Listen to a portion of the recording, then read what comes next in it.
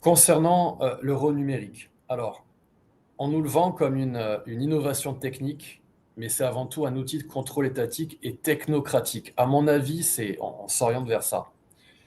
Pour moi, c'est une décision politique majeure qui va engager notre souveraineté financière, notre liberté.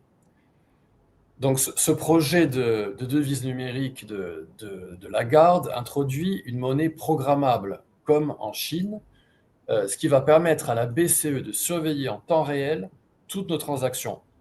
Restreindre l'usage de l'argent, il y a des exemples, par exemple en limitant certains achats, par exemple autoriser uniquement les dépenses de nourriture pour les bénéficiaires de RSA, ce sera dans le futur. Autre exemple, c'est en imposant des dates d'expiration des fonds, comme tu le disais, Étienne.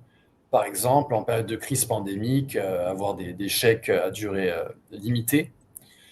Ou autre exemple, en bloquant l'accès à certains comptes. Par exemple, ceux qui ne vont pas payer une amende ou ne votent pas pour qui il faut. Je vous dis n'importe quoi.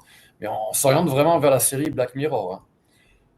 On a des exemples. Alors, je me projette, mais on a déjà des exemples où l'euro numérique a ouvert la voie des sanctions financières. Pardon, où on a ouvert. Excusez-moi, je m'emballe.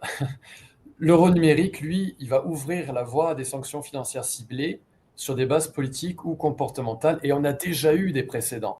C'est-à-dire qu'on a déjà gelé les comptes bancaires, par exemple, des manifestants camionneurs à Ottawa, au Canada, pendant la pandémie, durant leur convoi de liberté. On leur a gelé les comptes. Donc, il y a déjà eu des précédents.